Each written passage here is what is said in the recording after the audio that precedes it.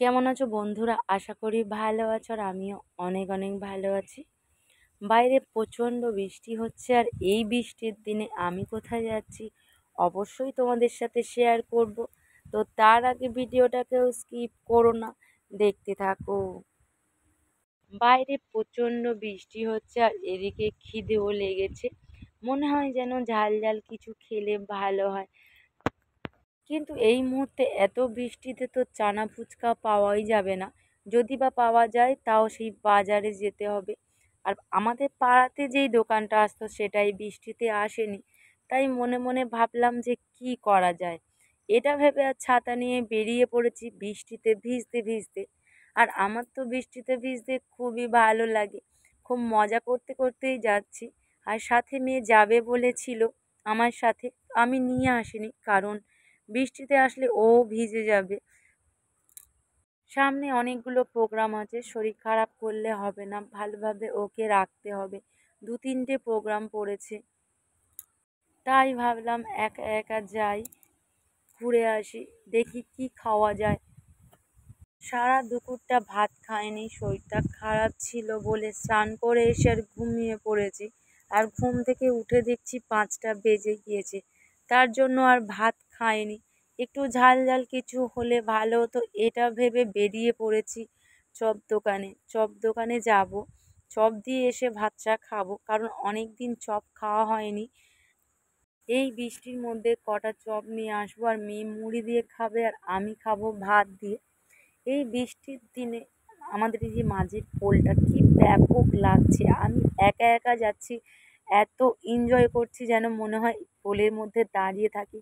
প্রচণ্ড হাওয়া দিচ্ছে পোলটাতে, আর তার মধ্যে ঝিরিঝিরি বৃষ্টি পড়ছে।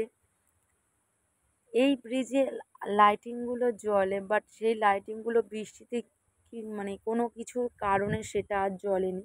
নইলে এই পোলটা এত ব্যাপক দেখতে লাগে, তোমাদেরকে কি বলবো।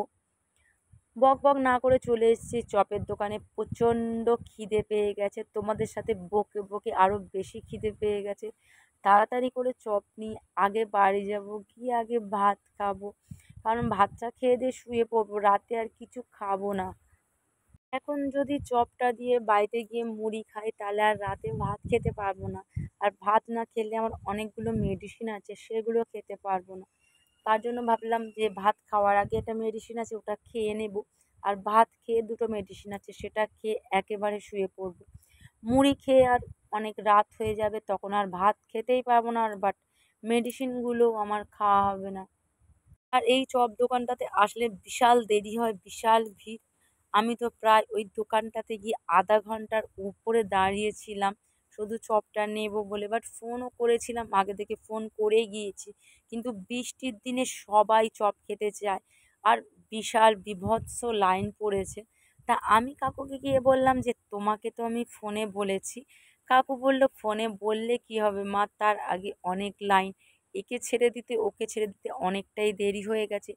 আর বর্ষার দিনে সবাই একটু গরম গরম ঝাল ঝাল চপ মুড়ি টিফিন করতে চায়, তার জন্য বীভৎস ভিড় হয়েছে। ওখান দিয়ে চপ নিয়ে হাঁটতে হাঁটতে চলে আসছিলাম বাড়ি। তার এদিকে দেখো ছাতিম ফুল গোটা রাস্তাতে পড়ে ভরে গিয়েছে।